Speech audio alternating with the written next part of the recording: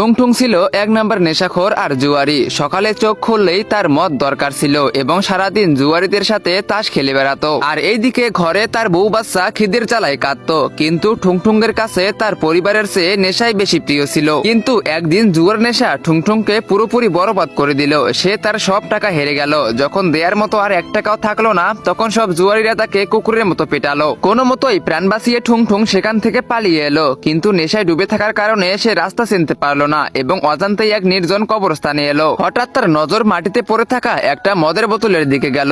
বোতল দেখে ঠুংঠুং নিজের সব ব্যথা ভুলে গেল এবং তাড়াতাড়ি বোতলের চিপিটা খুলে ফেললো। চিপি খুলতেই বোতল থেকে কালো ধোঁয়া বের হলো। আর এক শয়তান বাইরে এসে ভয়ঙ্কর গলায় বলল, আমি শত শত বছর ধরে বন্দী ছিলাম, তুই আমাকে মুক্ত করেছিস, বল তোর শেষ ইচ্ছে কি, আমি তা পূরণ করব। তুই চাইলে আমি তোকে একটা সোনার প্রাসাদ বানিয়ে দিতে পারি। ঠুংঠুং একটা জোরে ঢেকুর তুলে বলল, আবে প্রাসাদ দিয়ে কি করব, ঝাড়ু দিতে দিতেই তো ক্লান্ত হয়ে যাব।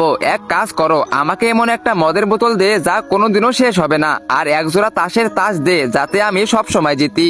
এই কথা শুনে শয়তান এক মুহূর্তের জন্য চুপ হয়ে গেল। তারপর সে বলল, কেমন বোকা মানুষ রে তুই, আচ্ছা ঠিক আছে তোরটাই হবে, কিন্তু মনে রাখিস যে জিনিসের উপর থেকে তোর মনোযোগ চলে যাবে সেই জিনিসটা চিরকালের জন্য শুকিয়ে মাটি হয়ে যাবে। কিন্তু ঠুংঠুং তার শর্তের পাত্তাই দিল না। সে বোতল আর তাস নিয়ে সোজা জুয়ার আড্ডায় চলে গেল। এইদিকে তার বাসায় তার বউ আর বাচ্চা খিদে ছটফট করতেছিল, আর ওইদিকে ঠুংঠুং শুধু মদ খেয়েই চললো। তো গাইস, এরপরে কি হতে চলেছে তোমরা সেটা দেখতে পারবে পার্ট 2 তে। পার্ট 2 দেখতে চাইলে ভিডিওতে লাইক করে চ্যানেলটাকে সাবস্ক্রাইব করে দাও আর টিকটক আইডি ফলো করে দাও এবং কমেন্ট বক্সে কমেন্ট করো পার্ট 2।